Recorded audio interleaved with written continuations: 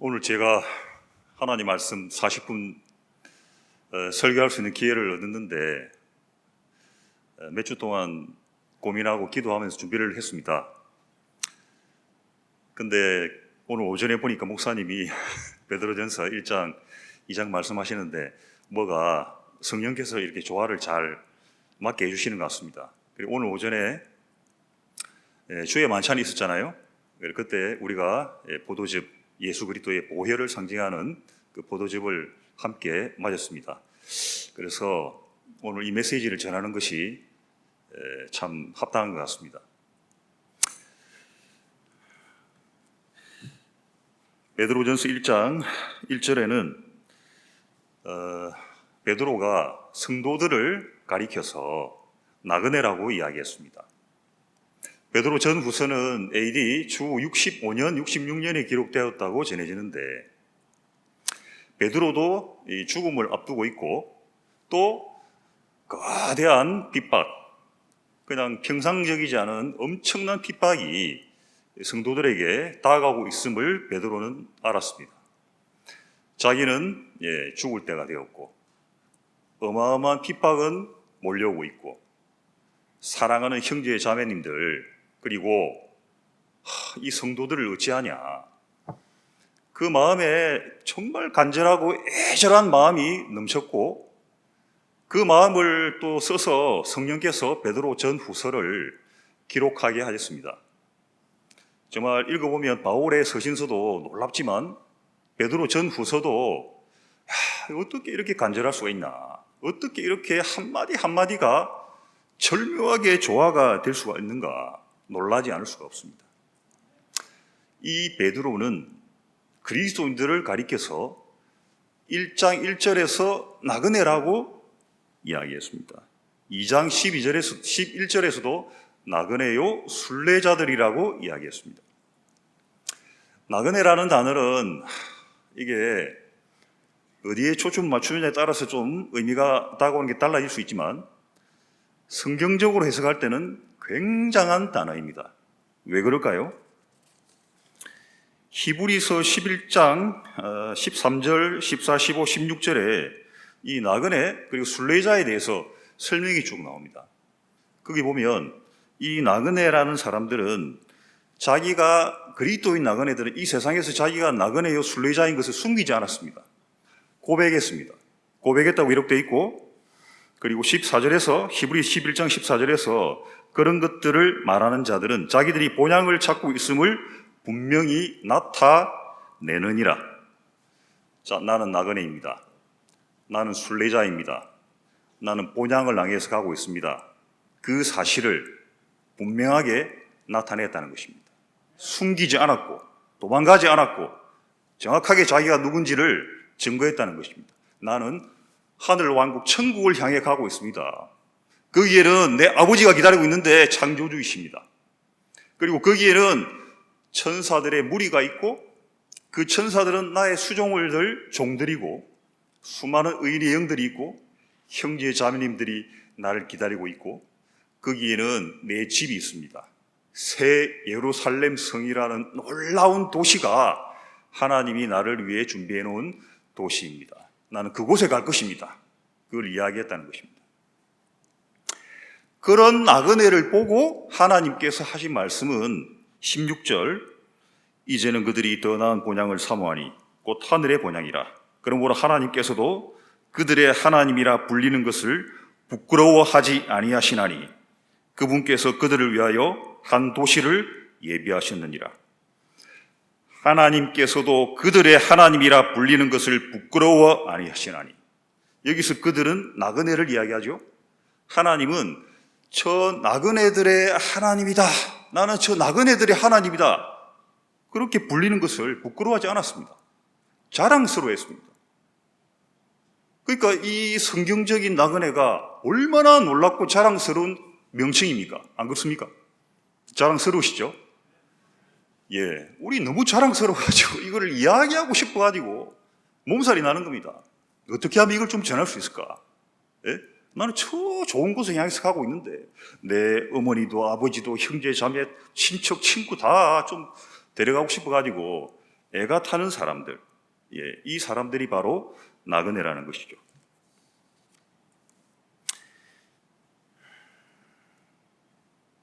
히브리서 11장 35절에서는 여자들도 핍박과 고문 같은 것이 다가오는데도 불구하고 정말 구차하게 면하지 않고 면제받으려고 피하려고 하지 않고 담대하게 그것을 받았습니다. 왜요? 더 좋은 부활. 더 좋은 부활이라는 게 베드로전서에도 나오듯이 칭찬과 존귀와 영광, 예수 그리스도께서 우리에게 주실 그 칭찬과 존귀와 영광, 더 큰 것, 더 아름다운 것, 더 놀라운 것을 받으려고 정말 핍박, 고문 같은 것들까지도 여자들도 구차하게 면하려고 안 하고 담대하게 받아들였다는 것입니다. 인천공항에서 폭발물 제거하는 특수부대 출신 그 직원께서 쓴 글을 한번 봤습니다. 그분은 평소에 마음가짐을 폭발물을 다루니까 마음에 죽을 준비를 항상 하고 있다고 하더라고요. 그리고 그날 그 폭탄이 터져가지고 죽는 그날이 오면 어떻게 죽을 것인가? 나는 그날 피하다가 숨다가 주저하고 머뭇거리다가 죽지 않겠다. 정말 기다리는 것을 만난 것처럼 담대하게 내가 그걸 뒤집쓰고 가겠다. 내가 하나 담당하면 딴 사람들은 사니까. 그런 마음으로 그 폭발물 제거 특수 임원도 그렇게 살더라고요. 그리스도인도 이 당시에는 그렇게 살았다는 것입니다. 핍박이 오면 피하지 않겠다. 담대하게 받겠다. 예수 그리스도를 정확하게 증거하고 나는 내 갈 곳으로 간다. 그러니까 하나님이 그 사람들을 부끄러워하지 아니하시고 자랑스러워하신 것입니다. 여기서 베드로전서 1장 1절에 나오는 나그네, 존귀하고 놀라운 명칭입니다. 자랑스러운 것이죠. 2절에는 이 나그네의 특징을 설명하고 있습니다. 여러 가지 설명이 있는데 참 이 독특한 설명이 있죠. 예수 그리스도의 핏뿌림에 이르도록 선택받은 자들, 예수 그리스도의 핏뿌림을 이르도록 선택받은 자들이라고 이 나그네의 특징을 설명하고 있습니다. 히브리서 10장 22절에서는 똑같은 내용을 좀 다르게 표현하죠. 예수님 믿고 거듭난 사람들을 마음에 핏뿌림을 얻은 사람들이라고 히브리서 10장 22절은 기록하고 있죠. 핏뿌림을 받은 사람이다. 여기서 피는 마음에 뿌림을 받았다고 했는데 그게 이제 뿌림이라는 것은 앞구절 뒷구절을 보면 예수님의 피를 뿌린 것입니다. 좀 독특하지 않습니까? 나그네의 특징 중에 하나는 여러 가지가 있지만 오늘 우리가 주목할 바는 그 마음에 예수님의 피가 뿌려진 사람들입니다. 너무 독특하고 특별한 것이죠. 다른 말로 바꾸면 예수님의 피가 그 마음에 뿌려지지 않은 사람은 정확하게 말하면 나그네가 아니고 그리스도인이 아니라는 것입니다.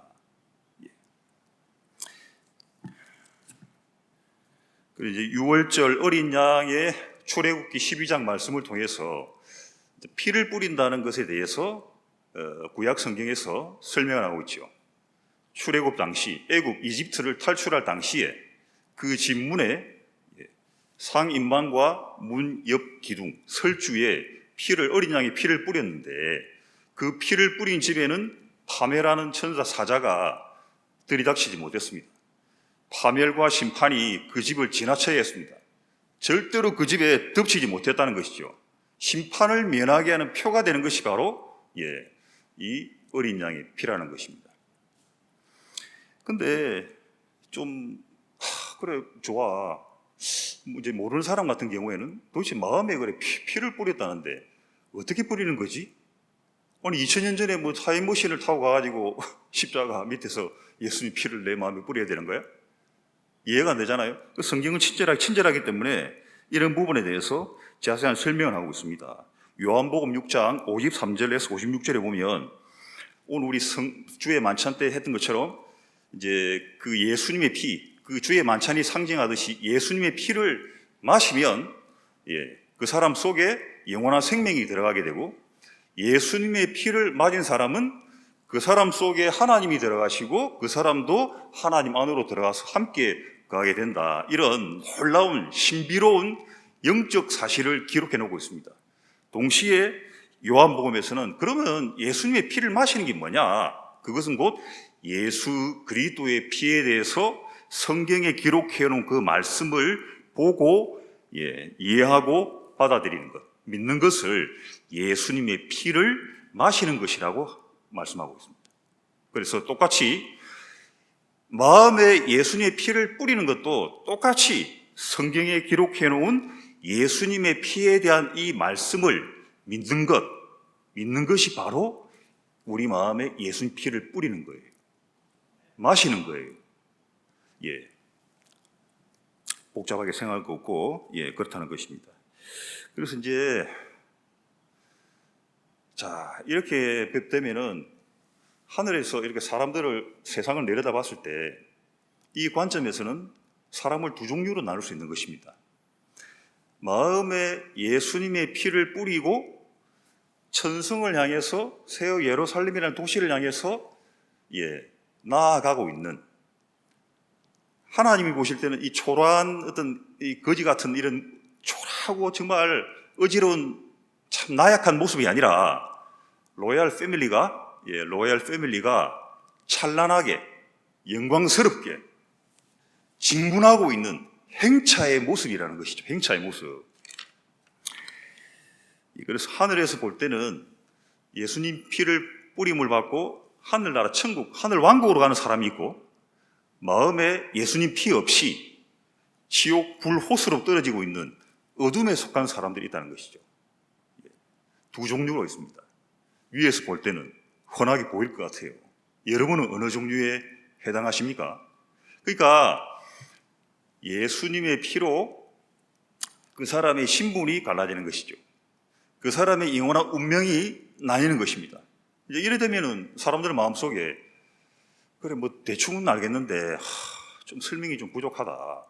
도대체 그게 뭐길래 아니 사람의 신분을 완전히 가르고 영원한 운명을 결정하느냐, 그런 마음이 드는 것이 당연하기 때문에 성경 본문 말씀을 읽었던 베드로전서 1장 18절과 19절에서는 예수님의 피가 과연 무엇인지에 대해서 자세하게 설명하고 있는 것입니다. 성경 베드로전서 1장 18절 19절입니다.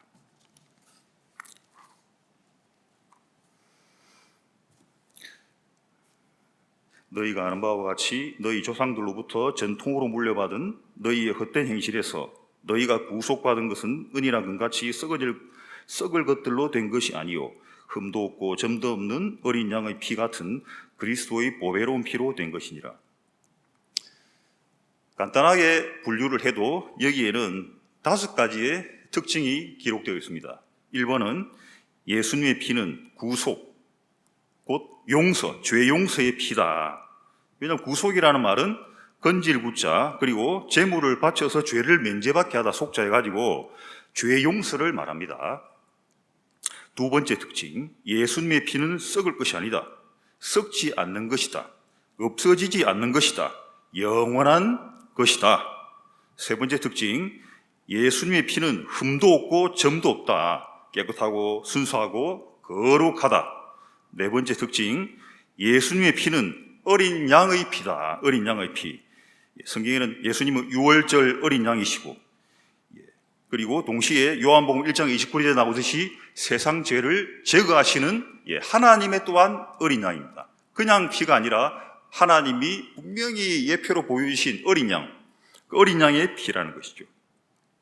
5번째 특징, 그리스도의 보배로운 피다. 예수님의 피는 그리스도의 메시아의 보배로운 피다. 성경에 약속되어 있는, 언약되어 있는 메시아 그리스도의 보배로운 피다. 쉽게 이야기해서 하나님의 보배다. 하나님의 보물이 예수님의 피다. 그렇게 18절과 19절에서는 5가지 특징을 분명하게 우리에게 보여주고 있습니다. 첫 번째 특징부터 하나씩 살펴보겠습니다. 첫 번째 특징은 예수님의 피는 구속의 피, 곧 죄 용서의 피라는 사실입니다. 그래서 이제 1장 18절과 19절을 이제 첫 마디는 너희 조상들로부터 전통으로 물려받은 너희의 헛된 행실, 이것은 다른 것으로 속죄가 안 된다, 없어지지 않는다, 씻기지 않는다라고 못을 딱 받고 있습니다. 예수님 피 말고 다른 것으로는 처리가 안 되는 거예요.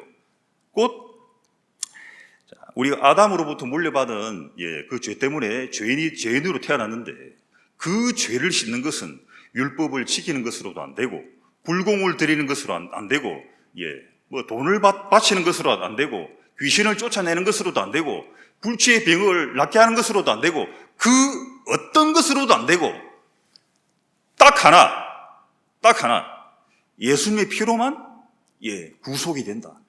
하나님의 용서는 오직 예수님의 피로만 된다. 못을 딱 받고 있는 것입니다. 다른 것은 전혀 없다는 것입니다. 이 내용을 이해하기 위해서는 필수적으로 구약 말씀 하나를 정확하게 알아야 되겠죠. 레위기 17장 11절에서 이는 육체의 생명이 피에 있기 때문이니라. 내가 피를 너희에게 주어 제단 위에 뿌려 너희 혼을 위해 속죄하게 하였나니 피가 혼을 위해 속죄하느니라. 속죄를 위해서 유일하게 효력을 나타내는 것은 피다. 구약 성경에서도 명확하게 이야기하고 있습니다. 레위기 17장 11절. 신약에 넘어와서도 똑같이 정확하게 증가하고 있습니다. 히브리서 9장 22절. 율법에 따라 거의 모든 것이 피로써 깨끗하게 되나니 피 흘림이 없은즉 사면이 없느니라. 피가 흘려지지 않으면 사면, 용서, 속죄, 대속 아무것도 없다. 죄 용서를 위해서는 무조건 피밖에 없다. 누구의 피? 메시아의 피, 그리스도의 피, 어린 양의 피, 하나님의 아들의 피, 이거밖에 없다. 딴 거에는 소망이 없으니까 딴 거를 가지고 뭐 죄 용서를 받게 한다느니 뭐 천국 가게 한다느니 이런 이야기를 하는 사람이 있으면 뭐예요? 거짓말하는 것입니다. 잘못 말하는 것입니다. 성경과 전혀 다른 사람들을 지옥 보내는 거짓말하고 있다는 것이죠. 자, 근데 이제 여기서 쓴 단어가 구속이라는 단어를 썼습니다. 구속. 베드로 전 후서는 베드로의 유언 같은 편지이기 때문에 특히 구원이라는 말이 굉장히 많이 나오거든요.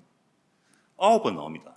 그리고 구원자라는 이 단어도 5번 나옵니다. 구원 관련된 단어가 14번이 나와요. 14번. 근데 여기서는 특별히 구속이라는 단어를 썼는데 이게 어떤 것을 정확하게 자세하게 설명하고 강조하는 단어냐 그러면은 오전에 들었던 것처럼 신분의 변화입니다. 신분의 변화. 무엇의 변화요? 신분의 변화. 소속의 변화. 영적 주소지의 이동과 변화. 어느 정도냐? 완전히 근본적으로 영원히 완전한 그때 변화되고 나면 두 번 다시 절대로 영원히 바뀌지 않는 총체적이고 전반적이고 영원한 고정되는 그 변화, 신분의 변화가 예수 그리스도의 피로서만 이루어진다는 것이죠. 예수 그리스도의 피로서만. 그 피에는 용서가 담겨 있고 그 피에는 하나님의 생명이 담겨 있기 때문에 그 피가 쫙쫙 뿌려지면 그 피가 닿는 마음마다 영혼마다 살아날까요? 죽을까요? 살아나죠. 영원히 사는 것입니다. 어떤 사람으로 영원히 살아나는 거예요? 의로운 사람으로 하나님의 백성으로 로얄 패밀리로 하늘 왕국의 왕으로 하늘 왕국의 제사장으로 빛으로 생명의 세계로 변화되는 것입니다. 그래서 이 구속이라는 단어가 갖고 있는 용서뿐만 아니라 신분의 영원하고도 총체적인 변화를 우리는 정확하게 이해하고 살아야 되는 것이죠. 그래서 요한계시록 5장 9절에는 그들이 새 노래를 불러 이르되 주께서는 그 책을 취하여 그 책의 봉인들을 열기에 합당하시니이다. 주께서 죽임을 당하시고 주의 피로 모든 족속과 언어와 백성과 민족 가운데서 우리를 구속하사 하나님께 드리셨으니. 구속, 몸값을 지불하고 노예 시장에서 노예를 사서 해방시키고 자유를 주고 자유인으로 만드는데 그것으로 그치는 것이 아니라 하나님의 구속은 좀 더 차원이 높기 때문에 요한계시록 5장 9절에 기록된 것처럼 구속하신 이후에 알아서 살아라, 한번 열심히 해봐, 이게 아니고 예수님은 구속하신 사람을 어떻게 했습니까? 하나님께 뭐라고요? 드리신 거예요. 하나님께 드리신 거예요. 하나님께 드리셨고 하나님이 받으신 거예요. 이해되시죠?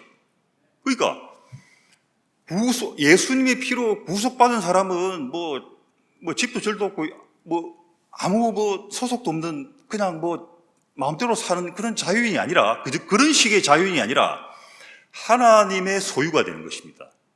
하나님이 그의 영원한 주인이 되는 것입니다. 하나님은 사람을 그의 소유로 삼을 때, 하나님은 사람을 그의 소유로 삼을 때 뺏깁니까? 안 뺏깁니까?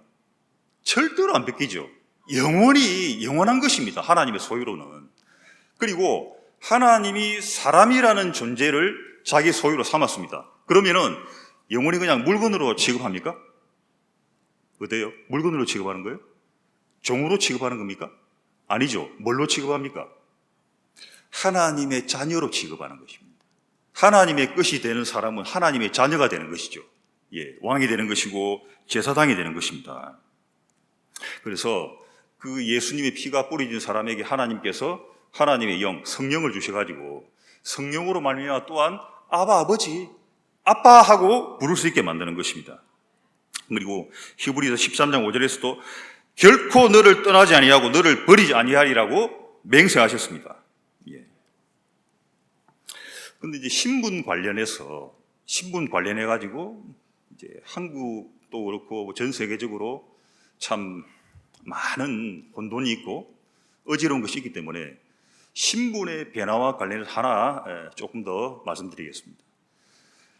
신분의 변화 중에서 영적으로 제일 중요한 것 중에 하나가 무엇이냐고 하면은 로마서 5장 19절에 나온 것처럼 죄인이었다가 의인으로 바뀌는 것입니다.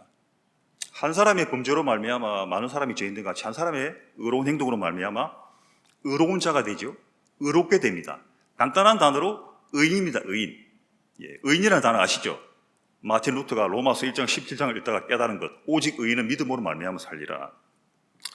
갈라디아서 3장 11절에도 그러나 하나님의 눈앞에서는 아무도 율법으로 의롭게 되지 못할 것이 분명하니 의인은 믿음으로 살리라. 영적 신분이 죄인에서 의인으로 바뀌는 것이 대단히 놀라운 것이에요. 그런데 의인이라는 단어가 몇 가지 용례로 쓰이죠.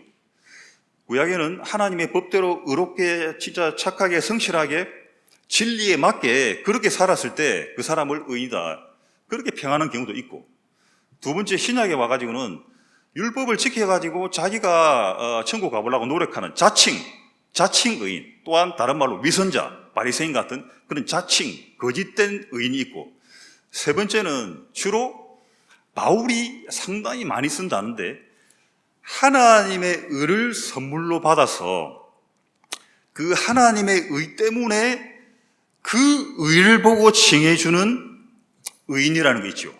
그렇죠? 그래서 신약에 있어서 주로 사용되는 의인이라는 단어는 바로 그 의인입니다. 예수님의 피는 대속의 피, 용서의 피기도 하지만 놀라운 것이 뭡니까? 동시에 하나님의 의를 모든 그 피를 믿는 사람들에게 선물로 주는 거예요. 자, 우리가 율법을 지킬 수 있습니까? 하나님의 의를 우리가 만들 수 있는가요? 절대 우리는 그런 일을 할 수 없습니다. 그런데 우리가 못하는 일을 예수님께서 성령으로 잉태하사 육신의 몸을 입고 이 땅에 오셔서 율법을 다 성취하시고 우리 죄값을 지불하시고 부활하시고 성전하셔가지고 하나님의 의를 완성하셨고, 그것을 예수님을 믿는 사람, 예수님을 영접하는 사람, 예수님의 피를 마음에 뿌린 사람들에게 어떻게 하십니까? 공짜로, 무료로, 선물로 딱 주십니다. 선물로 딱 주시는 거예요. 그러면 내가 잘해서 받는 것이 아니라 예수님이 이루신 그 하나님의 의를 선물로 주셨어요. 잘 생각해 보십시오. 그 하나님의 의는 선물로 받은 것인데 하나님께서 나를 의인이라고 말할 때 하나님의 의, 예수님의 의를 보고 의인이라고 말한다면 그것은 내 행위와는 관계가 없는 거예요. 내가 좀 잘할 수도 있고 좀 못할 수도 있고 실수할 수도 있고 범죄할 수도 있는데 잘못해가지고 뭘 몰라가지고 일부러 하는 것은 아니고 그럴 수 있는데 인간의 행위로 하나님께서 선물로 주신 그 하나님의 의는 파괴되지 않는다는 것입니다. 변하지 않는다는 거예요. 변하지 않는다는 거예요. 그리고 이것과 또 같이 우리가 알아야 될 말씀 뭐냐면은 예수님의 피를 믿는 믿음으로 예수 그리스도 안으로 들어온 사람 있잖아요. 그 사람들은 법이 바뀝니다. 뭐가 바뀐다고요? 왕궁 밖에 있는 사람들을 이제 규율하는 법이 따로 있고 왕궁 안에 있는 사람들에 대한 또 왕실의 왕자에게 해당되는 법이 따로 있는 것처럼 예수 그리스도 밖에 사는 사람들에게 적용되는 법이 있고 예수 그리스도 안으로 들어온 사람들에게 적용되는 법이 있습니다. 밖에 있는 것은 뭐죠? 모세의 율법. 모세의 율법이 그 법을 어겼을 때 그 법은 뭘 요구합니까? 지옥, 불, 호수의 형벌을 내립니다. 그렇죠? 근데 예수 그리스도 안에 들어오면 법이 바뀝니다. 뭐라고 설명되어 있습니까? 로마서 8장 1절에 그리스도 예수 안에 있는 생명의 성령의 법, 자유하게 하는 그리스도의 법, 이런 식으로 법 자체가 바뀌는 거예요. 율법은 그리스도에게 인도하는 유치원 선생, 학교 선생님이고 그 율법이 하는 역할을 다 하고 사람이 그리스도 안에 들어오면 법 자체가 바뀌는데 그 법은 모세의 율법과는 다르다는 것입니다. 그리스도 예수 안에 있는 자에게는 뭐가 없다고 했습니까? 결코 정죄함이 없나니. 그 말은 예수님 안에 들어온 사람, 피가 뿌려진 사람은 다시 지옥 형벌에 들어가야 되는 죄인의 신분으로 하나님께서 만들지 않는다는 거예요. 지옥 불못의 형벌은 십자가에서 모세의 율법을 끝내시면서 예수님 이미 당했다는 겁니다. 그래서 비록 우리가 잘못하고 예수님 믿고 잘못하면은 진짜 아까 오전에 들은 것처럼 육신을 하나님 쳐가지고 죽이실 수도 있어요. 왜? 하나님의 법을, 하나님의 빛을, 하나님의 덕을, 그리고 영원한 생명을 좀 전하라고 기회를 준 건데, 전하기는커녕 그 일을 망치면은 그 믿음에 정말 아름다운 그 복음 전거의 장에서 탈락시킬 수도 있죠. 탈락. 근데 그런 징계는 받을 수가 있지만, 그럼에도 불구하고 의인이라는 영적, 법적 신분은 안 바뀌는 것입니다. 안 바뀌는 거예요. 왜요? 내가 잘해가지고 의인이라는 신분을 받았습니까? 신약에서? 아니잖아요. 뭘로 하나님이 우리를 의인이라고 이야기하시는 거예요? 예수님이 주신 하나님의 의라는 선물 때문에 내가 잘해도 이거는 그대로고 내가 못해도 그대로고 실수해도 그대로인 거예요. 그러면 죄 막 지어도 되겠는데 그 사람은 복음을 모르는 사람이든지 구원 안 받는 사람이든지 큰일 날 사람이든지 절대 그런 거 없어요. 하나님의 왕자는 왕자에 대한 법을 적용해서 하나님이 엄격하게 다루시기 때문에 절대로 그런 말 할 수 없는 거예요. 그런 말 했다는 그냥 퇴장입니다. 퇴장. 자, 여기서 우리가 자유를 느낄 수 있습니다. 자유를. 어떤 선교사가 일본인에게 어떤 일본이 나이 많은 그 노인 할아버지에게 복음을 전했습니다. 그 노인이 골방에 들어가서 복음을 다 듣고 문을 딱 열고 나오면서 만세! 나는 이제 지옥 안 가도 된다! 하고 만세를 부르더랍니다. 그것처럼 예수님의 피가 뿌려져서 우리의 신분이 죄인에서 의인으로 바뀌었을 때 그 근거는 하나님의 의를 근거로 하는 칭의이기 때문에 신분이 바뀌지 않는 거예요. 징계는 받아도 의인이라는 신분이 안 바뀌는 거예요. 이 놀라운 것이. 근데 한국 사람들은 이제 좋아하는 게 주여 이 죄를 용서하여 주시옵소서 하면서 죽을 때까지 영원히 죄인이다라고 이제 선언하는 사람도 있는데, 물론 육신을 아직 갈아입기 전이죠. 예수님이 재림하셔가지고 이 육신이 영화, 몸의 구속, 몸의 구원이라고 하는 변화되기 전이죠. 그러니까 이 몸 속에는 아직도 죄를 짓게 하는 힘, 죄성, 죄의 기질이 있습니다. 그래서 이 몸의 현 상태, 이거를 보고 죄인 중에 괴수입니다. 뭐 이런 표현을 할 수 있는데 구분하셔야 되는 것은 몸의 현 상태를 겸손하게 하나님 앞에 인정하는 그 표현하고 하나님의 심판대에서 법률적 영원한 신분에 따라서 하나님의 의를 따라서 나는 하나님 앞에 의로운 자가 되었습니다. 의인이 되었습니다. 로마서 5장 19절에 기록된 것처럼 예수님으로 말미암아 의롭게 되었습니다. 이렇게 고백하는 것은 다른 차원의 이야기라는 것입니다. 이해되시죠? 그래서 우리가 범죄하고 난 다음에 참 하나님의 징계가 두려워 떨 수 있고 요한 1서 1장 9절에 나온 것처럼 그리스도 예수 안에 있는 생명의 성령의 법 어긴 것도 범죄니까 그 범죄로 말미암은 징계 그걸 용서해달라고 구할 수는 있지만 그렇게 내 자신 육체의 죄성을 고백하고 징계로 말미암은 그 벌을 용서해달라고 구할 수는 있지만 그때 바로 그 순간에도 예수님의 피로 인한 하나님의 선물인 하나님의 의는 여전하고 그 하나님의 피와 예수님의 그 의를 말미암아 의인된 신분은 변하지 않는다는 것입니다. 이게 놀라운 것입니다. 신분의 변화 중에서 저한테는 이게 제일 놀라워요.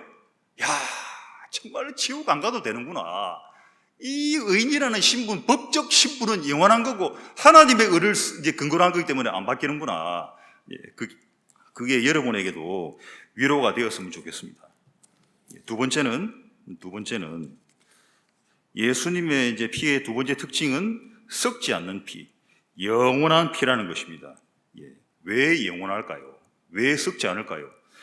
사도행전 20장 28절에서는 하나님의 교회, 곧 그분께서 자신의 피로 사신 교회라고 했습니다. 곧 하나님 자신의 피가 곧 예수님의 피라는 것입니다. 예수님은 하나님이기 때문에 그분의 피가 하나님의 피라는 거예요. 하나님이 변합니까? 하나님이 없어집니까? 하나님이 썩습니까? 그렇지 않습니다. 그래서 예수님의 피도 썩지 않고 영원한 것입니다. 참고로 예수님이 우리를 얼마나 사랑하시고 우리에게 얼마나 큰 확신을 주고 싶으셨든지 부활해가지고 도마에게 찾아오셨을 때 못자국과 창자국을 보여주셨어요. 못자국과 창자국에서 흘러나온 게 뭐죠? 피 아닙니까? 피도 영원할 뿐더러 피를 흘린 그 자국도 안 지우신 거예요. 부활하실 때 아름답게 놀랍게 정말 진짜 그렇게 할 수 있잖아요. 싹 다 지워버릴 수 있잖아요. 안 그렇습니까? 성형외과에 성형수술하러 갔는데 지울 수 있으면 싹 다 지우지 남겨둘 이유가 없잖아요. 그런 것처럼 부활할 때 하나님이 싹 옛날에 했던 거 싹 지울 수 있는데 굳이 피 흘렸던 그 자국은 증거로 남겨놓으신 거예요. 증거로. 피도 영원하고 피 흘린 자국도 영원하고 여러분에게 평안을 주고 싶어서 그런 것입니다. 안심해라. 피로 죄가 용서되는데 이 피 흘린 자국을 영원히 갖고 있다. 이거 보고 안심해라. 하늘나라에 계신 예수님도 똑같아요. 세 번째 특징입니다. 예수님의 피는 흠도 없고 점도 없습니다. 깨끗하고 순수하고 거룩하십니다. 베드로전서 2장 22절에 그분께서는 죄를 짓지 아니하시고 입에 교활함도 없으십니다.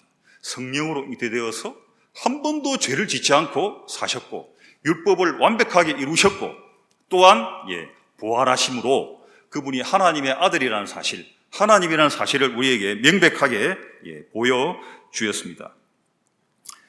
저는 그 어떤 어두운 창고 구석에 버려져 있는 또 찌그러진 시커먼 더러운 냄비에 짐승의 피가 담겨져 있고 그게 썩어서 얼어 있는 걸 본 적이 있습니다. 정말 이 세상에 살면서 진짜 참 많은 더러운 것들을 봤는데 그거는 소름이 끼칠 정도였습니다. 혹시 옷에 묻을까봐 그걸 들고 흙으로 가가지고 땅에다 쏟아서 이제 버렸는데 짐승의 피는 썩어서 냄새나지만 이 예수님의 피는 깨끗하고 거룩한 피고 하나님의 생명이 담겨있는 피고 마시는 피고 생명을 주는 아름다운 것이기 때문에 우리 마음에 참 받기를 사모해야 되는 그러한 피라고 성경은 기록하고 있습니다. 그 피는 그 자체가 깨끗하고 거룩할 뿐더러 히브리서 9장 14절에 기록된 것처럼 그리스도의 피는 너희 양심을 죽은 행위로부터 얼마나 더 많이 깨끗하게 하여 살아계신 하나님을 섬기게 하겠느냐. 그 피가 거룩할 뿐더러 하나님의 생명이 담겨있는 그 피가 거룩할 뿐더러 그 피가 뿌려지는 사람, 그 피가 한 방울이라도 탁 뿌려져 가지고 그 피가 마음에 탁 닿았을 때 그의 영혼은 어떻게 됩니까? 살아나는 거예요. 어떻게, 여기는 뭐라고 기록했습니까? 양심이 깨끗하게 된다. 선한 양심으로 바뀐다. 영혼이 소생한다. 예. 그 피는 자체가 깨끗하고 거룩할 뿐더러 그 피가 뿌려진 영혼을 깨끗하게 하고 거룩하게 하고 신의 성품에 참여하게 만듭니다. 그래서 억지로 노력해가지고 애를 쓰는 차원이 아니라 마음이 변화됨으로 로얄 패밀리로서 하나님의 왕이요 제사장으로서 자연스럽게 살 수 있는 본성을 새로 주시는 놀라운 피라는 것입니다. 예. 그리고 네 번째 특징은 예수님의 피는 어린 양의 피라는 사실입니다. 고린도전서 5장 7절에서 예수 그리스도를 유월절 어린 양이라고 했습니다. 요한복음 1장 29절에서 예수님을 세상 죄를 제거하시는 하나님의 어린 양이라고 했습니다. 예수님은 하나님의 어린 양이었습니다. 어린 양은 곧 속죄의 제물입니다. 틀림없이 속죄 제물인데 또 하나님께서 정말 재미도 있고 친절하시고 놀라운 게 뭐냐면은 요한계시록 5장 6절로 7절에 보시면 이 예수님께서 전에 죽임을 당한 것 같은 어린 양께서 서 계시더라. 옷자국, 창자국도 가지고 계신데 이거 뭐 신비로운 거기 때문에 제가 감히 함부로 이렇게 설명을 못 하겠어요. 단지 예수님께서 지금 하늘나라에 계시는데 지금도 일찍 죽임을 당했던 그 흔적을 갖고 어린 양의 모습 또한 가지고 계시는 거예요. 뭐 때문에 그럴까요? 영원한 하나님의 약속의 말씀을 증거하는 차원. 또 뭐 때문에 그럴까요? 여러분을 사랑하셔가지고 그 영원한 증거를 지우지 않는 거예요. 그분을 볼 때 반갑고 그분을 볼 때 죄 때문에 떨 이유가 없고 너무 평안하고 행복한 거예요. 맞습니까? 예. 다섯 번째, 그 예수님의 피는 값이 매겨진 대속물인데 값이 있고 가격이 있습니다. 하나님께서 그 가격을 매기셨는데 아까 읽었던 말씀처럼 성경에서 그리스도의 뭐라고 했습니까? 보배로운 피라고 했습니다. 하나님께서 보실 때도 보배인 거예요. 보물인 거예요. 자, 영원한 하나님의 피, 영원한 언약이 담긴 피인데다가 가치적으로도 무한한 가치를 갖고 있는 거예요. 그래서 인간 영혼을 구속하고 구원하는 데는 천하보다 더 큰, 우주보다 더 큰 가치, 가격이 있는 놀라운 것이 지불돼야 됩니다. 그렇죠? 천하보다 귀하고 우주보다 더 귀하니까. 그런데 우리가 어디서 그걸 구할 수 있습니까? 그런데 하나님께서는 준비해 놓은 것이 예수님의 피라는 영원하고도 무한한 가치를 갖고 있는 이 대속물을 준비해 놓으신 거예요. 모든 죄로 인한 모든 벌금, 책임, 죄책, 이것은 예수님 피로 남아나는 게 없습니다. 싹 다, 전부 완벽하게 다 값이 지불된 거예요. 그래서 인간을 구속하기에 부족함이 없는 그러한 피입니다. 그런데 이제 히브리서 12장 24절에는 이러한 다섯 가지 특징을 갖고 있는 이 놀라운 피가 하나님의 언약을 스스로 증거하고 있다는 거예요. 이것도 뭐 신비로운 표현이라서 감히 제가 함부로 어떻게 설명을 못 하겠습니다. 하지만 종합적으로 요한1서 5장 8절과 연결해서 보면은 땅에 정언하는 셋이 있으니 영과 물과 피라 이 셋은 하나로 일치하느니라. 이런 걸 보면은 그 피 자체가 그 피가 갖고 있는 효능과 효력에 대해서 스스로 메시지를 하나님의 언약과 약속을 증거한다는 것입니다. 딱 봤을 때 우리 마음으로 그걸 느낄 수 있을 것 같아요. 만일에 우리가 예수님 피를 하늘나라의 왕국에서 본다면 그 피가 뭔가 우리에게 전하는 메시지가 담겨 있는 걸 우리가 마음으로 점잖게 표현하겠습니다. 뭐 복잡 신비로운 거니까 함부로 표현 못하고 그 피가 우리에게 이 피로 너의 모든 죄가 과거, 현재, 미래 할 것 없이 영원히 씻어졌다. 안심해. 그 피가 또 하나님께도 말씀하실 것 같아요. 상상으로 이제 말한다면은, 예? 하나님, 얘는 예수님 피, 내 피를 마음에 뿌린 사람이에요. 지옥 보낼 필요 없어요. 영원한 하늘나라 주인입니다. 그렇게 그 비 자체가 그런 어떤 특징을 갖고 있는 것을 히브리서 12장 24절과 요한 1서 5장 8절 또한 우리에게 증가하고 있고, 그 피를 마음에 받은 사람은 성령께서 봉인하십니다. 보증도 하세요. 함께 하시는 거예요. 기도할 때도 도와주시고, 우리가 나그네 길, 순례의 길을 갈 때 외로운 것을 아시고 손에 손을 잡고 우리를 품고 하늘나라 갈 때까지 우리 나그네 길에 동행하시는 것입니다. 자, 마무리하겠습니다. 예수님의 피는 들어보시니까 하나님의 보배 맞지요? 우리 인간을 정말 구속하는 데 충분하지요? 용서하는 데도 충분합니다. 그리고 신분을 영원토록 총체적으로 완전히 바꾸는 것에도 충분합니다. 그래서 이 예수님의 피가 마음에 있는 사람은 모든 것을 가진 사람입니다. 하나님 아버지가 자기의 모든 소유를 아들 예수님에게 다 넘겨주셨어요. 판결하는 재판의 권세까지, 심판주의 권세까지도 예수님에게 다 넘겨주셨어요. 그러면은 예수님께서 하나님 아버지의 것 중에 받지 않은 것이 있습니까? 없습니다. 다 하나님 아버지의 것이 다 예수님의 거라는 거예요. 근데 그 예수님께서 우리를 예수님의 삶 속에 참여시켜 주셨잖아요. 그렇죠? 그 말은 쉽게 이야기해서 예수님, 우리 형님의 소유를 우리도 같이 동일하게 다 누릴 수 있도록 아끼는 것이 없다는 것입니다. 왜? 그분 생명을 우리에게 주셨기 때문에 그분의 소유 중에 우리에게 아낄 게 없는 거예요. 다른 말로 바꾸면 우리는 하늘 왕국 천국에서 왕이고 제사장일 뿐더러 거기에 있는 모든 것을 예수님의 은혜 덕분에 소유한 주인처럼 살 수 있는 거예요. 하늘나라의 하나님의 모든 것이 우리 것이라는 것입니다. 그러므로 예수님의 피를 믿는 사람은 모든 것을 다 가진 거예요. 부자입니까? 부자죠. 모든 걸 다 가진 거예요. 근데 반대로 예수님의 피가 마음에 없는 사람은 모든 것을 잃은 사람입니다. 아무것도 없는 사람입니다.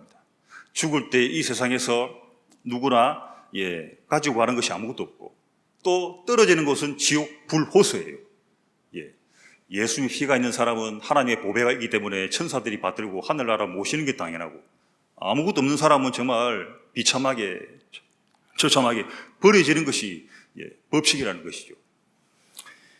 아무쪼록 여러분 마음에 이 예수 그리스도의 이 피를 생각할 때 자랑스럽고 감사하기를 바랍니다.